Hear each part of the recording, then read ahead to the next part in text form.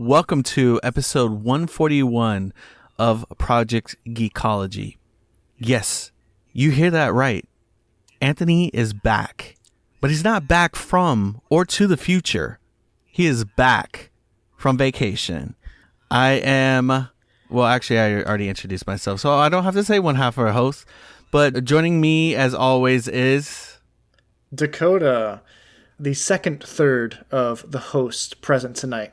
Yes. Yeah, we're going to be discussing a very fun film, a film that strangely wasn't a major hit in my household growing up, and maybe we'll talk a little bit about that as we continue.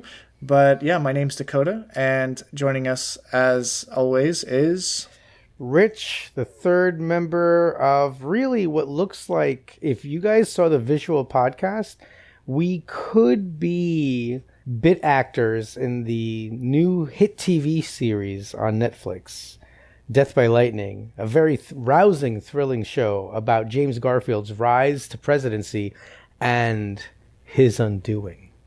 I did get it's November, ladies and gentlemen, and we are growing out. I don't know if this is accidental. I'm growing out my mustache. I look ridiculous. My wife said I look like I could be in a caucus in the late 1800s in New York, and I've never felt so excited. But I'm even more excited this week because little did they know that they have stumbled upon the movie that I have seen more times than any other movie in the history of film.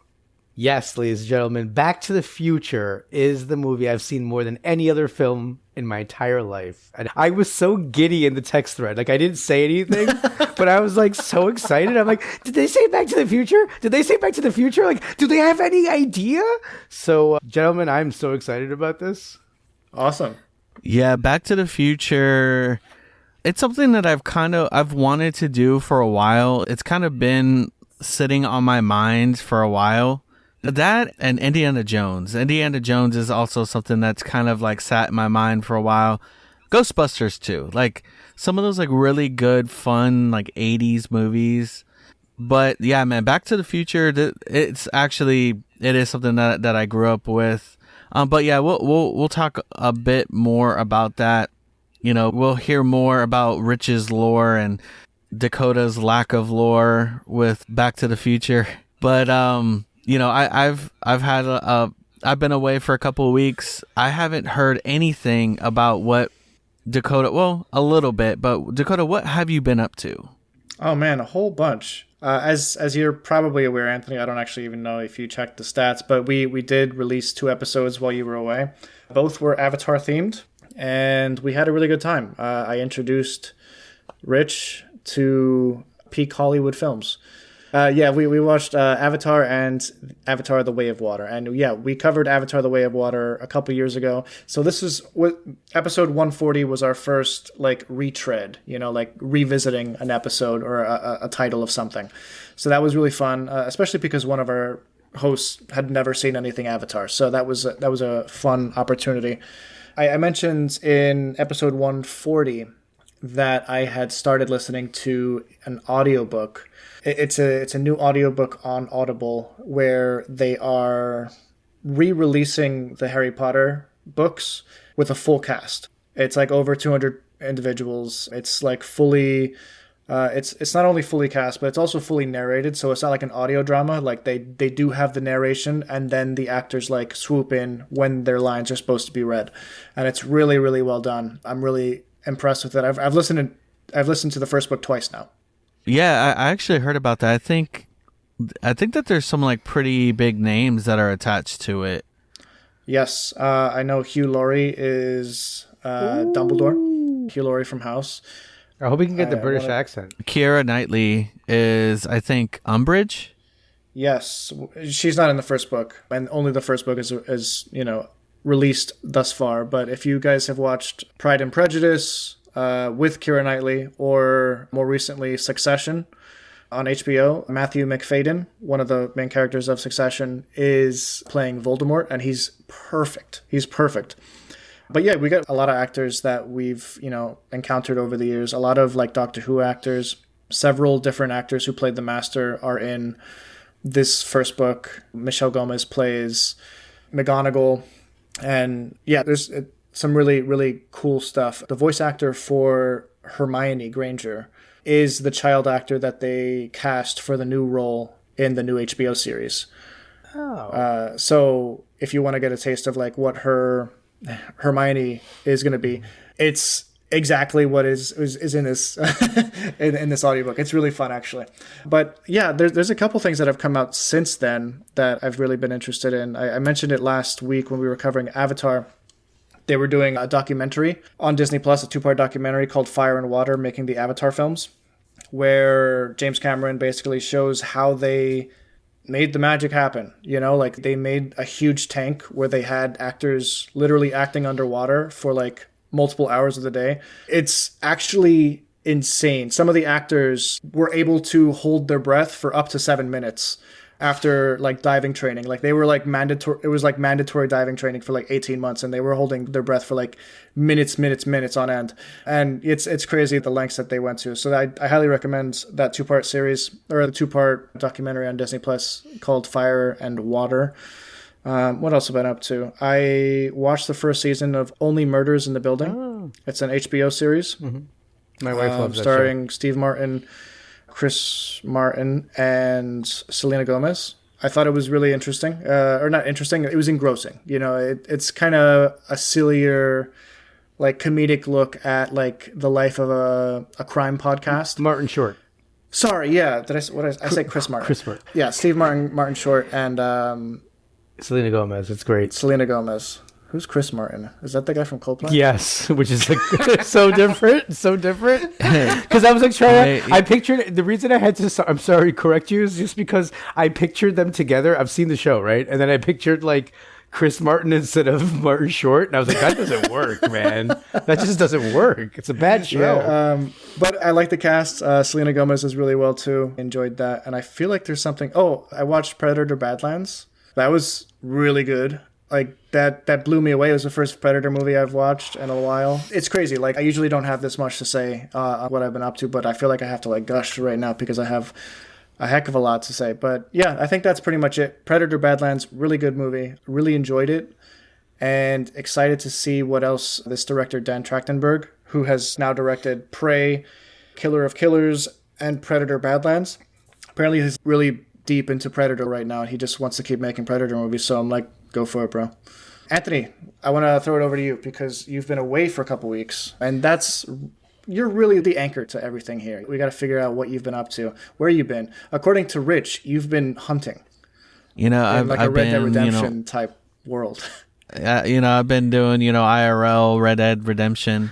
No, I spent 2 weeks up in Tennessee. I was spending time with family and kind of just like enjoying, touching grass, man. I was touching a lot of grass while I was up there. And, Rich is shaking his head because he's like, man, I don't even know what a grass is. I didn't have to, because guys, Anthony was sending us these bucolic shots, right? And then what was hilarious is like a second later, I would be able to send him like the same shot in Red Dead. Or like the same shot in Oblivion. And I'm like, is he outside or is he just playing a fantastic video game? Who knows? No, but it looked like you were having a good time, man. Yeah, I mean, I really got to enjoy a good bit of the fall season, the changing of the leaves, the cool weather, which I kind of brought down, back with me to South Florida because we had a couple of days the past couple of days have been cool. Like it dropped down to the 40s one night. It was on Tuesday. That day was really nice because like the weather was like in the 50s and the 60s. I was like, oh my gosh, man, like Florida's treating us. And so yeah, that was nice. And I did, there was a day that I went to, it was like this fantasy themed village. It had some Lord of the Rings kind of vibes. Like you could stay there and the rooms were it kind of reminded me a little bit of Hobbiton and stuff. So it was pretty cool. And they had archery and axe throwing, which I indulged in. I hadn't done archery in a long time, so that was a real treat. And axe throwing was really fun too. But yeah, man, I rode 4-wheelers through the woods and stuff, man. I was really touching grass these past 2 weeks, dude. But yeah, no, it was a really good time. I had fun. and it really, the speed of it is so much more different than South Florida. You know, I know that a lot of people think it's kind of laid back, but it's also kind of hectic in the same because there's so much going on. Whereas over South there, Florida is essentially, an extension of Miami. So it is a little bit faster than your average Southern. Yeah, absolutely. Yeah. It is absolutely, it gets insane down here. So like kind of the slower pace was nice. Anthony, you were saying that you got to experience the fall, the autumnal leaves and stuff when you were in Tennessee. That's something you don't really get to experience much in South Florida. That's why he said it, Rich. This is something very normal to us. You just don't experience it. Yeah. You get maybe a couple cold days, and that's it. You live like Home Alone. You're basically like Home Alone too. You're like the McAllisters, like just sitting in that hotel room looking at the palm trees in the rain. Yeah, pretty much. Yeah, I mean, it's like it's December 25th, and it's just pouring raining. But yeah, and so on the audiobook front, I've actually been listening to The Lord of the Rings, narrated by Andy Serkis. Oh, I've heard those are really good. I listened to The Hobbit. So, I haven't listened to The Hobbit. I read The Hobbit a long time ago. What happened? I think that's the first one he did. Oh, okay. No, I'm listening to The Fellowship now, and yeah, man, that's my boy. I've been enjoying it, so I was like, you know what? Let me take a page out of Dakota's book, and listen to an audiobook. Oh yeah, brother. So yeah, awesome, bro. Rich, what have you been up to? Let's see. Opposite of Touching Grass, I think I got Oblivion remastered, and boy, oh boy, I told you guys earlier, I'm the Archmage of the Mages Guild. Just going around. I'm probably like a battle mage build. I mean, I don't do it. I always want to be able to like shock people. Ultimate power, right? And then I also heal myself. Like that's really the main thing. And then I just also usually carry a sword. I had a great moment in class the other day. I was kind of talking about how sometimes I find it very cringy when a work, whether it be a movie or a book, like has the title in it. Like they just drop it. So like, this book that we're reading in class has an epigraph, which is a line from Albert Camus. And then one of the characters says the actual epigraph. And I just have like a cringe moment. And one of my students... What is the name of the book? It's called In the Midst of Winter by Isabel Allende. Oh, okay. The line is like, in the midst of winter, I found myself, whatever, an invincible summer. And then she actually says it at the end. And you're like, come on. Like, come on. Right, so one of my students goes, "Oh, does that bother you, like unobtainium?" And I was like, "What?" And she's like, "Unobtainium." And I was like, "Did you listen to my podcast?" She's like, "What do you mean?" And because did you out yourself? I don't know if you remembered, like I one of my criticisms of Avatar was unobtainium, right? Like I just was like, this is poor writing. This is too ridiculous. Yeah, it's too ridiculous, right? And it was just so great that she brought it up. So. She's like, looks at me like, what? And I was like, all right, apparently you probably Imagine did not if listen. you had gotten that comment and you just could not wrap your head around it like 2 weeks ago. Like, had she said that 2 weeks ago, you would have been like, huh? Yeah, now it was, last year I did have one kid who started listening to the show, like, while I was teaching them. Like, as we're doing our recap of, like, what we were up to, he's... starts dropping like, hey, so you went to do this the other day and blah blah. And it was such a weird experience to try to teach and realize that somebody is currently listening to you at the same time, but not the way they're supposed to be, right? Like he's listening to me, but he's not listening to me because he's supposed to be listening to my class time and not the podcast. But so that was what are the chances that this girl is actually like listening to the podcast? I don't know, man. I mean, they love to Google. I'll tell you that much. Like if my name is somehow attached, then my name comes up in random places. So but that's just kind of been taking it easy. Have like a little bit of a lull between cross country season and indoor track season. So that's starting up soon. That's gonna ramp up next week, and we're gonna hit the ground running is what we're gonna do. Literally. And for the track team, baby. But not much grass in that track team. Not much grass to touch there. Nope, it's all... Listen, I was built for this, all right? I go to a place that has stadium seating, and I sit, and then my job is to root vociferously for the kids to do well and to get excited. And I do that a lot, as you guys know, so... You know what, Rich, Anthony, there's not a lot of grass touching in that. But Marty happens to touch a little bit of grass when he goes back in time. Specifically to November 5th. Lions Farm, is it? 1955. Lone Pines Farm or something, yeah. Or Twin Pines Farm, yeah, that's what it was called, yeah. Yeah, he definitely touches some grass, especially when he has to push his, DeLorean behind a little billboard and cover it with a couple twigs. But let's discuss Back to the Future. Let's do it. So before we jump into Back to the Future, let's discuss a little bit about our past with it. I'll begin because I probably have seen it the least of the trio. Rich, you shake your head. You just saw Avatar, like the biggest movie of all time, like 2 weeks ago. Calm down. Same thing with Alien. Like, yeah, it was two franchises that are huge that he never touched. Back to the Future all right, let's large. roll the tape back. I've always liked the first movie because that's pretty much the only one that I've watched. I think I've watched the second one once, and I don't think I've ever watched the third one. But it's always a pleasure to jump back into this world.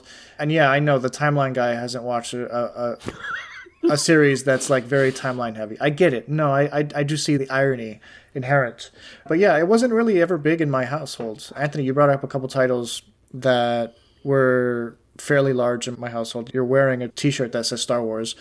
You're both wearing Star Wars t-shirts. Man, I feel, what am I wearing? Oh, this is a Loki t-shirt. Top 5 MCU. Hey, it's kind of topical. I mean, it's a timeline series. Anyway, let's see. Yeah, my dad really raised me on Star Wars pretty heavily. Indiana Jones was a big one in my household, as well as Ghostbusters was a lesser one, or one that I saw like later in my childhood years. But yeah, I don't think my parents were fans of the Back to the Future movies. And I don't know why, because they're really good movies, or at least the first one is a really good movie. But Anthony, what's your relationship with Back to the Future? Oh yeah, Back to the Future is, yeah, it's definitely one of those like staple classics. My dad, loved the movies, especially. I mean, I think he likes them as a whole, but usually when people are talking about Back to the Future, they're mostly talking about that first one. And yeah, no, I mean, I've seen it several times throughout the years. My dad, like I said, he was really big into it. And same with the other two that we talked about, especially Indiana Jones. Loved Indiana Jones. And then Ghostbusters. I mean, it was the time. He grew up in the 80s. So a lot of that stuff was nostalgia. But Back to the Future is one of those ones that had an impact on pop culture. I mean, dude, come on. Rick and Morty is literally them. True. Yeah, I very much so. And so, yeah, Back to the Future, it's just so fun, man. I was literally thinking, whenever I watch a movie like this, or something like, Indiana Jones, or, anything really like from the 80s, some from the 90s also, you don't see movies like these anymore. Like, these movies, they feel like risks, It's like they took something that wasn't really based on anything, and they made something out of it, and it ended up, they ended up blowing up, like they ended up being successes. And I mean, they're still like very relevant. I mean, you see stuff that's always stuff still references Back to the Future. They're still making Ghostbuster movies. They're still making Indiana Jones movies. So Crystal Skull, baby. It's just, it's just like you don't get anything like these movies, and it's, to me, it's kind of sad. I mean, I would say the most recent, one of the few in the last decade or so is maybe Avatar, but really what Avatar brought to the table was like technological advancements and like really good world building. You already know how I feel about the story. It leaves a lot to be desired, but there's still really cool action and really awesome things that series brought. And so, but back to the Future. Back to the Future. It really is one of those staple series that growing up as a millennial, your parents had you watch. Where was I? Rich, jumping over to you. Why was this such a popular film in your household? So the truth is that films were generally not popular in my household. My grandparents didn't really have any influence. They didn't really watch, my grandmother was watching telenovelas. My grandfather really wasn't. And my mother was really more of a horror person, to be honest. She really was into that kind of stuff. And then when I would see my dad, we watched a lot of Star Trek. And we would watch like the Channel 11 like movie of the week, whatever that was on. Back to the Future actually became really big because my friends and I were essentially not allowed. We had a group that was big enough that we were not allowed to be at each other's houses during the summer. And one summer in particular, McDonald's on Steinway Street in Astoria, Queens, my home neighborhood, aired Back to the Future on repeat all day long. And they had an air-conditioned basement section of this McDonald's. So we would go in with very little money and maybe buy a soda between 8 kids and then just use that as a ticket to sit and watch Back to the Future in air conditioning over and over and over and over. Wow, and we that's did pretty this cool, actually. for, I think, 2 summers. I know for a fact it was definitely one where it was daily. I mean, we met up after lunch and we just walked to McDonald's and sat down there until we got kicked out, and so I've seen it so many times. I've seen all of them. I love all of them. You can say that you don't like this and you don't like that. I don't care. You're wrong. They're all amazing movies. Every single one of them. I know this movie. Okay, when I went to go search for the movie, for some reason, I didn't go to Netflix first, and I went to all my other streaming services, and I saw that I have to rent it or something. So I found this other show, which is like looking for the DeLorean or something, like this guy, Josh something, who he goes around, looks for items, I don't know, and I stumbled upon this mini series that was centered on Back to the Future. So I watched that first before I decided to even watch the films.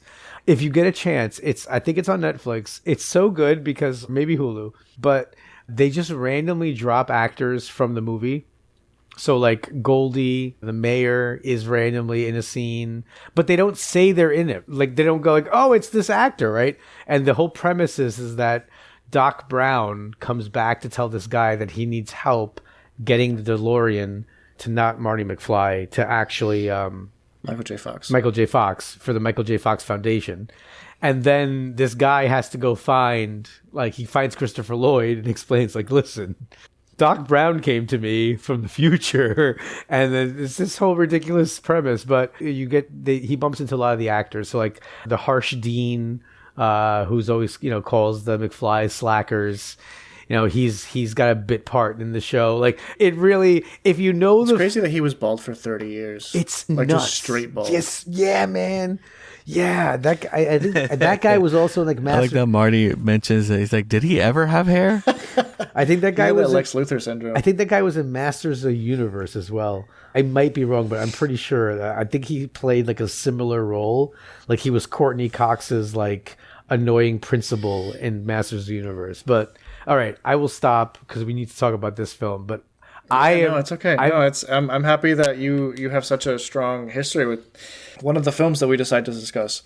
So one thing that I wanted to do when I was rewatching this, and one thing that I've just been doing recently in general, is taking like timeline notes of the days that the film or whatever I'm consuming takes place, like as best as I can manage. Like I listened to the Harry Potter book. I can probably date maybe half of the events based on context clues. Oh, this happened a week after Halloween. Okay, I can figure that one out. Stuff like that. So with this film, I was very pleasantly surprised. Like I could probably very easily date 95% of the movie, just based on the context clues of like, okay, he spends a week in 1955. This is this day, and then we go to the next day, and then we go to another day, and then finally we're at Saturday.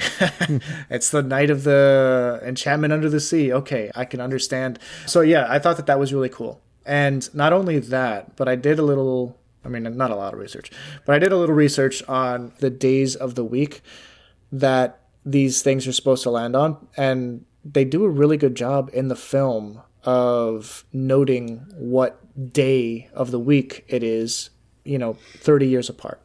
So in the beginning of the movie, you have Biff tell George what does he say? He says something like, don't come too early because I like my Saturdays.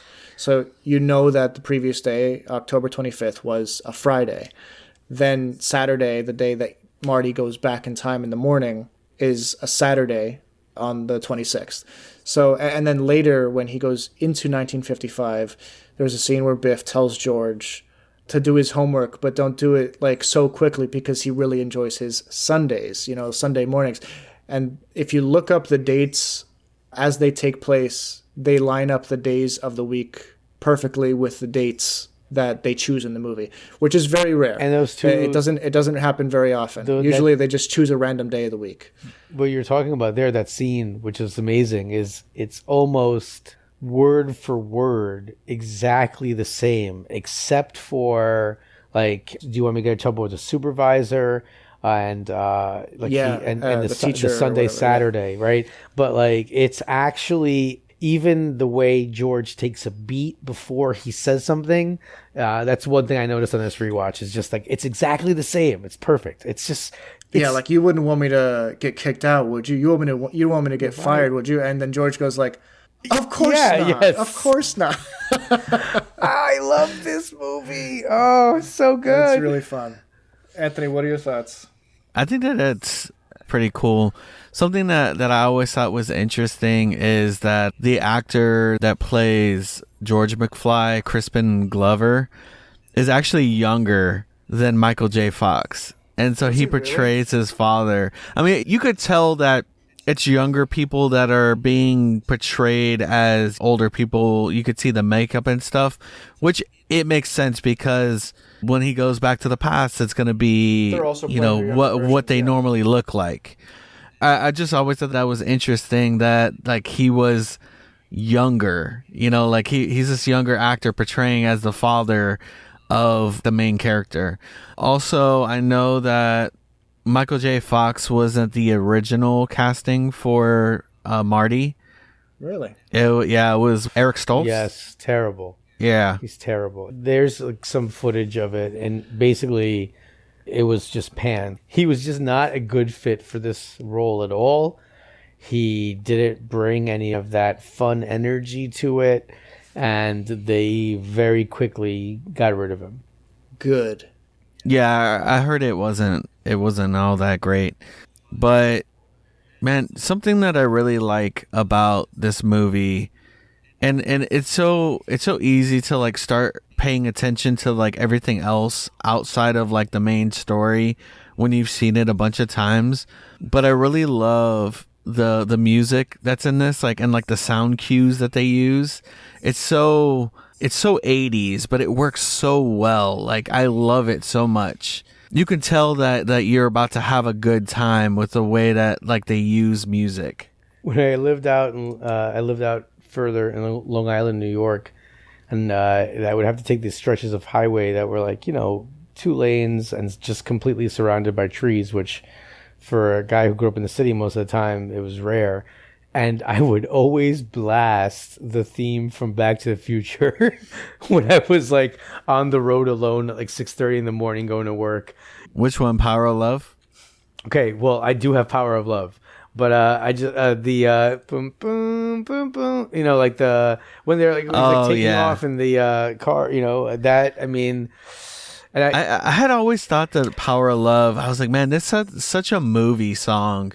And I was like, now I know why. It's so... because of Back to the Future. Oh, and do you know that Huey Lewis is one of the judges for the musical competition? that rules out Marty McFly's band. He's like, no, next. Like, he's like too loud or something like that.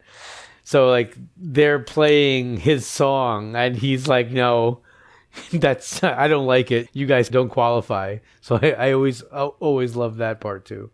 Man, yeah, it's just such a good time, man. And we have your boy Christopher Lloyd, who is my boy. He's portraying a character that's like well older than what he was. I think he was in his 40s back then, and he's like portraying a character that's like in his 70s, I think. But he does it so good, man. I love Christopher Lloyd in this movie. Michael J. Fox too. Like, the pairing of them it's just so good and so fun. And like some of the like slapstick that they have in it works so well. But man, Christopher Lloyd as Doc Brown is just genius. I love just like some of the gibberish that they say, like, you know, science wise, but like you believe it because it's coming from his mouth. So I used to watch like reruns of Taxi growing up. So I had seen him there, and before I had seen him in Back to the Future. But I just thought it was really great. You know, the comedian Brendan Mullaney has a bit where he says that, you know, everyone loves Back to the Future, and we all ignore the fact that Marty and Doc Brown are randomly friends. Right, like, and because at least, you know, Rick and Morty, it's his grandpa, right? But this one, it's like this disgraced scientist and this just kind of like ne'er-do-well high schooler, right? Like, and they have this like very sweet relationship, but it is a little bit odd. Well, you know, it makes sense because they're both kind of fringe people, right? You know, he's kind of considered like a you know, like he's an outsider in his family, right? His family, they're kind of like, you know, a lot of them are kind of like pushovers, but Marty's not like that. Which makes no sense, because if you know the history of the McFly family, by watching the third film, you'd know that the McFlys, one, amazingly look the same. See, this is why we do what we do, Rich. This is why. This is why we say one movie at a time, but you know we couldn't help it this time. Yeah, we gotta cut you some slack occasionally. But yeah, no, but I mean, at least for the sake of this movie, no, yeah, you know, it is weird that he's the outcast though. Like, he seems like a cool kid. Oh yeah, no, like he doesn't seem like a bad kid. It's just kind of classic. You know, like back then, it was like teachers didn't really care to know you, or not all teachers, but you know, like, if you just didn't seem like you're interested in what was going on, you know, they wouldn't figure out like, okay, you know, maybe there's something else that would, you know, maybe tickle his brain. It's like, no, this kid's a bad kid. You know, his interest was music. That's what he wanted to do. And Doc Brown made him like to discover crazy things scientifically. Is there, you know, like the whole, because of the speaker? Right, because at the beginning of the movie, could be. Here's my theory. I was actually going to reach out and talk about that. I think because Doc knows that Marty needs to be present for this causal loop to take shape, and so that history doesn't rewrite itself further, he has to befriend a young Marty McFly. So he does everything in his power to. He's got the candy in the van, so to speak. And his candy in the van is like this huge speaker that obviously a young rock-addled child, a 17-year-old, would absolutely love. You know, like, let's turn it all the way up, you know? And that's the first thing that we learn about Doc, is that he has built a massive speaker that Marty happens to visit before going to school even, which, you know, it's very weird, but whatever. And I just want to go hit some chords before I gotta go to school. And I love that, you know, obviously the anachronistic, I mean, in that time period it works, right? Because now it would never work, right? Like, the fact that because all the clocks in the shop were set forward 25 minutes, you know, he's going to be late for school now because he had no concept of time. And it's like, didn't you have your own wristwatch, Marty? Like, when you left your house, how much time did you give yourself to go hit some chords before you were going to go to school? Also, like, how exactly did Doc get all of the clocks to, be wrong. Unless he like just manually like brought them all forward 25 minutes. Did he have some sort of like time travel fun with the clocks in his house? I think so. Yeah. I think that was like maybe the initial test, and then that's where he kind of moved with the dog was like the next step. I think Marty was also going to his house to kind of, I guess, like take care of the house while like Doc was away, because he was away like doing experiments essentially, and that's why he was like calling him. Where he like calls him in the house. That's right. Yeah. And he's like Einstein away. hadn't been there for like at least a couple days. There was right. Yeah. Up there. That was so gross. Yeah. That was juicy. Like it was like such a pile of like juicy dog food. It was so juicy that it made me think about you guys. It made me think about you guys and how like you have not given us a 5-star juicy review. And I think that that's kind of messed up. And I think that we can rectify that, you and I and the rest of our hosts here, by, asking very kindly for a juicy 5-star review, just like that big pile of juice that was in Einstein's plate in the very beginning of this movie. We think you can do better. We think you could do better than that, actually. So yeah, I've passed it to you, listener. What are you gonna do about it? So yeah, Dakota, as the person that has seen this the least, that didn't really grow up on this too much, tell us about your thoughts. Like, I know that you said that you like it, but I want you to kind of go into a little bit more of, your likes, maybe your gripes. I think it's a very well-written movie, first and foremost. I can't say past this point because I don't know much about the second and third film in terms of like how well they are written or how tight the timeline is. But as someone who does actively study like fictional timelines for fun, this was a very fun one to jump into.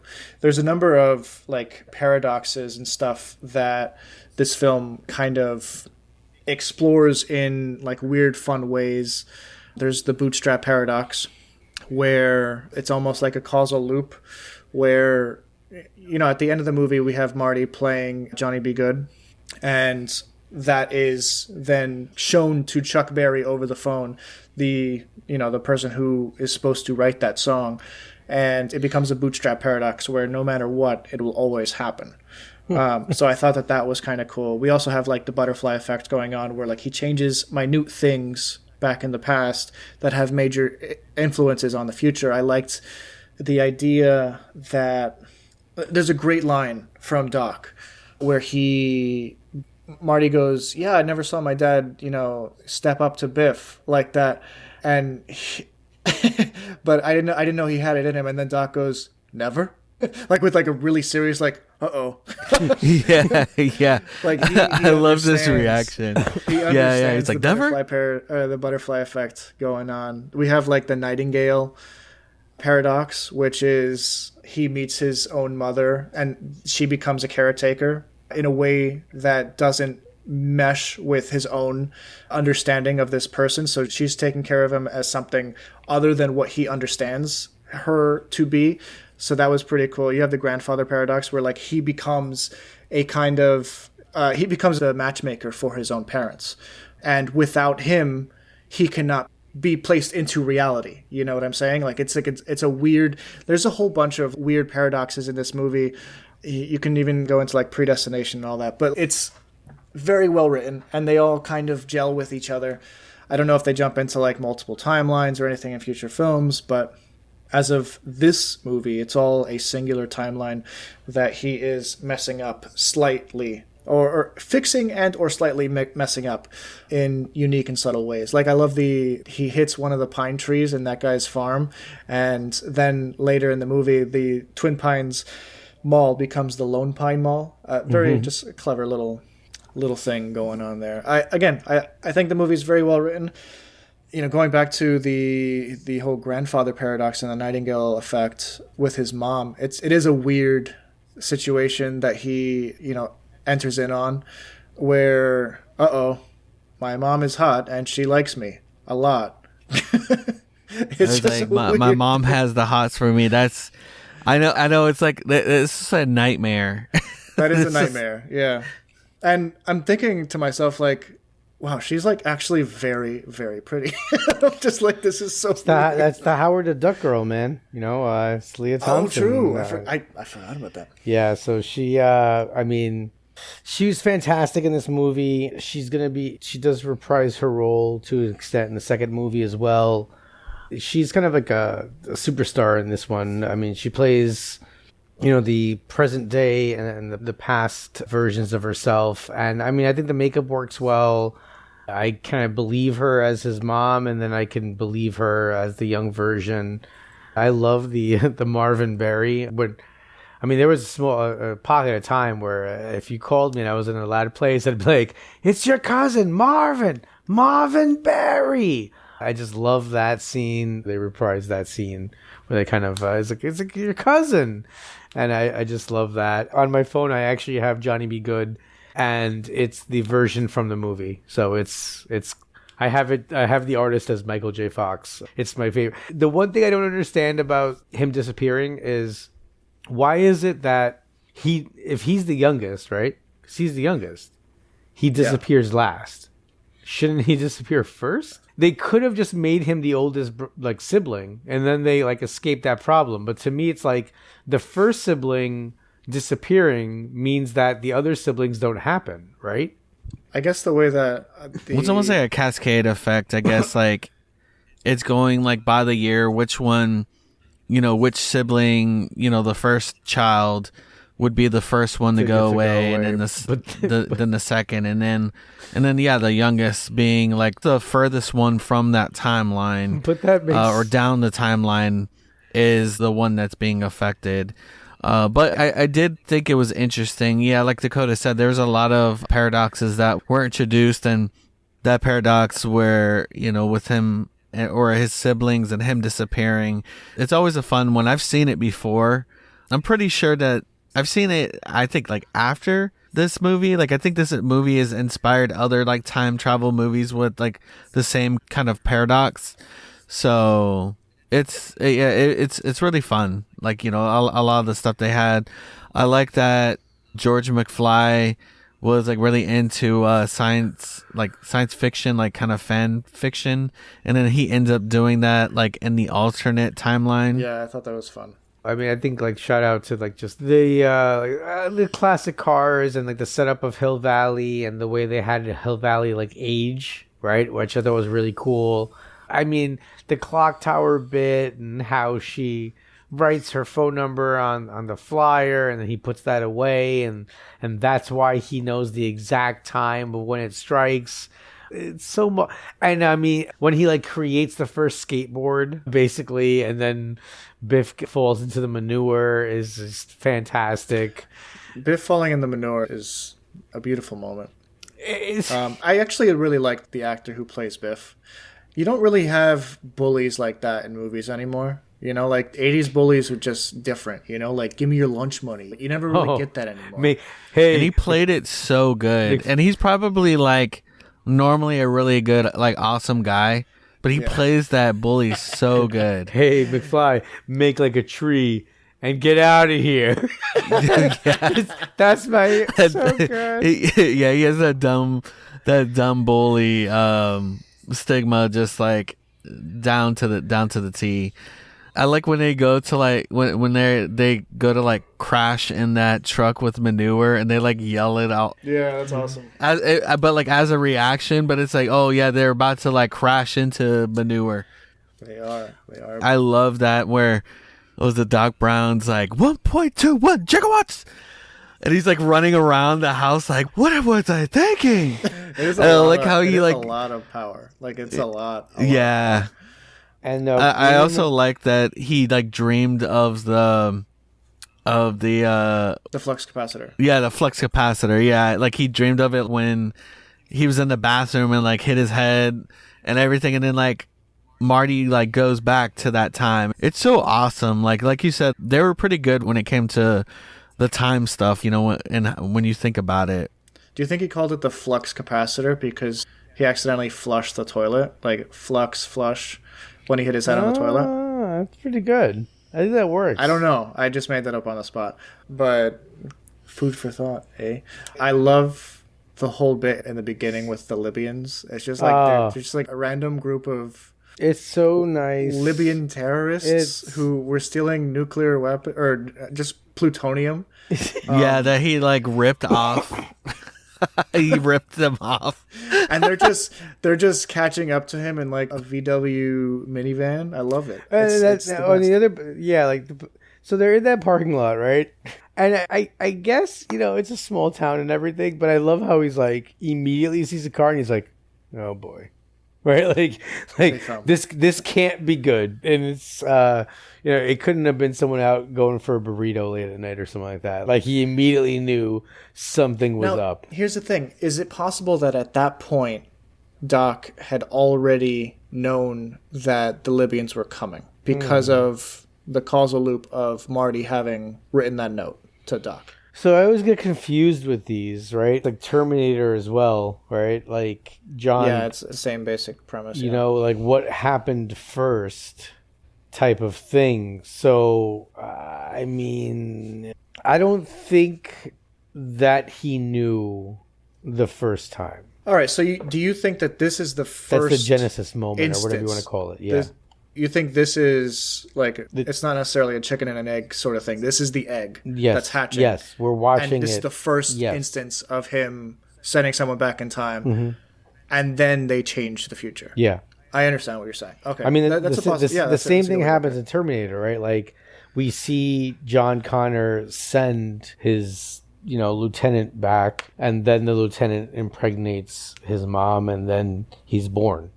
Like it happens. Like that's the egg moment in that movie. In this movie, this is the egg moment because the second time he has the body armor, the xenomorph in his body. Yes, he has the chest burster. So I think they very clearly want us to know that this is the egg moment. Got it. Very cool. Very cool. It's very cool. Speaking of very cool, that car looked very cool because apparently time travel. Going through the fabric of time is just chilling. I like Marty's reaction to the time machine. He's like, "You built a time machine and a DeLorean?" Yeah, it's a really good. He's like, "Yeah, if I'm gonna time travel, I thought it'd be better to do it in style." So apparently they didn't have the DeLorean at first, and the reason they went with DeLorean was because the owner of DeLorean had actually just been in court because he had been accused of being involved in this cocaine distribution ring or something.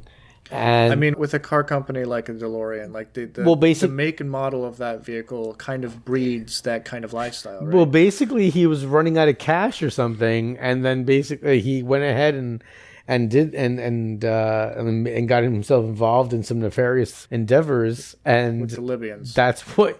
Yeah, well, so all jokes aside, they picked a DeLorean because it was in the news. It's like if the movie was made now, they'd pick the Tesla, the stupid Cybertruck, right? The Cybertruck. Yeah, exactly. I was saying the exact thing, dude. Nowadays, the DeLorean probably would have succeeded.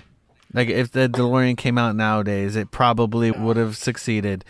Because, I was thinking the same thing. Yeah, if the movie came out nowadays, what car would they use? They would use the Cybertruck because it looks crazy. Kind of futuristic and weird. Yeah, exactly. So, I really liked some of the character. I liked all the characters, really. I think Michael J. Fox did a great job as Calvin Klein. He's just so good.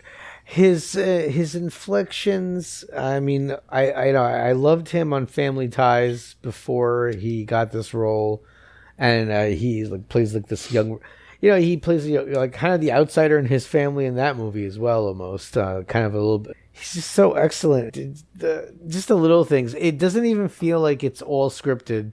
I love the scene where they're sitting to dinner with his mom's family, and he sees the. What is it? Not the Ed Sullivan Show, the Gleasons, and he's like, "Oh yeah, this is a classic episode," and they're like, "What are you talking about? This is the first one," or he's talking about having 2 TVs in their house. Yeah, they're like, "What are you talking about? This is brand new."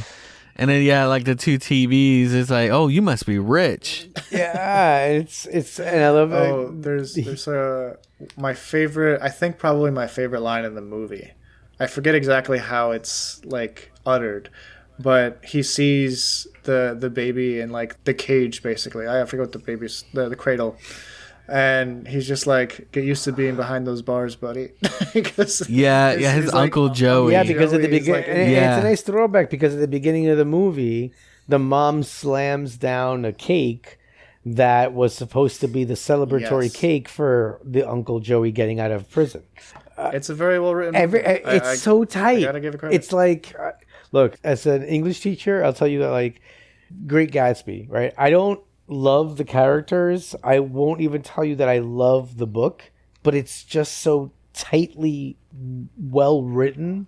Yeah, that it's tightly knit. It's a pleasure to teach because you can clearly like grab the strands. Be like, look at the strands. And I think this movie, like, they do a really good job to make even like the smallest throwaway things matter. And I will say that like, I'm gonna kind of jump the gun here.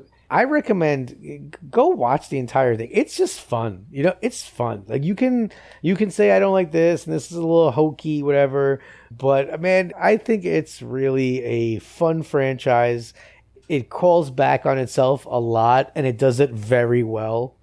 I think it's really well executed. Look, did they have to go to the Wild West? No, they didn't. But did I still love it? Yes, I did. It's because I think that Anthony said it very well over an hour ago almost. He said, movies don't take chances like this anymore, and it just took a stupid, silly chance. And I even love that the end of the movie is telling you, like, we're going to do another one where we're going. And it's very clear what is being set up. Yeah. Like, at the end. Which is, by the way, it's a lie. I feel like they fibble. He's like, oh, it's your kids, Marty. It's your kids. And I'm like, it's. Oh, so you're suggesting that like what they set up at the end of this movie isn't necessarily what they deal with in the second. No, I think Anthony can agree with me, right? Like it's really like there's a lot that happens in the second one, but that movie actually had So this movie had its 40th anniversary, I think in July. But they just had like a 40th anniversary re-release in the theaters recently. And the second one 10 years ago. Probably specifically because it's the week of November that this film takes place in the 50s. Oh, yeah, that's true. And then the second one takes place October 15th, 2015. Yes. And so that was 10 years when that date came up 10 years ago. Like it was pretty big. That was huge. We're talking about the second movie. This film touches on, it's a big franchise. They haven't really done much about it, with it recently, but it's still, it holds a lot, man. I mean, we wouldn't have. Some things shouldn't be touched. Yeah, you're right. Yeah, I agree. Rick and Morty wouldn't exist if this series didn't exist. So, guys, final thoughts on Back to the Future. We'll start with Rich. I start to finish in terms of length of the movie, the writing, the effects still holding up. Okay? That's a good point. We didn't talk about the effects at all. When the DeLorean like hits 88 miles per hour, that's a beautiful effect. It's still like like Anthony said, the music, right? The casting. I mean, it's so perfect. You can watch it with anyone. You're right. You can watch it with your kids. You can watch it with your parents. It's just a rip-roaring good time. I really can't tell anybody, like, this is, if you don't like movies, this is a movie that you're going to like. I think it pulls in from every aspect. I don't know. For me, it is almost a perfect movie. There's almost nothing you can tell me that would dissuade me. I love this movie. I cherish it, and it's definitely MCU top 6, 7. No more 6-7. What was I gonna say? Yeah, so you touched on the music, and that's something that I noticed when I was watching this. Alan Silvestri did such a good job with this. It's basically, in my opinion, one of the closest times he comes to like John Williams level of just like composing genius. Some of the big like swells, the dun dun dun dun dun dun dun dun, are so epic, and you feel like you're on a time turning adventure.